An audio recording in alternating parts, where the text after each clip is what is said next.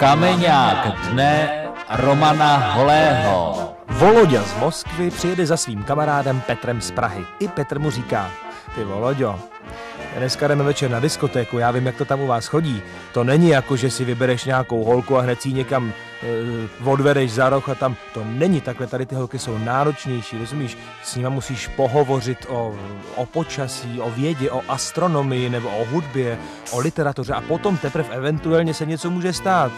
Dobrá. Inu přijde diskotéka, Voloďa si vybere slečnu, vybere si ji ven a praví: hvězdy, vidíš? No, vidím. Puškina si četla? No, četla. Tak si lehni.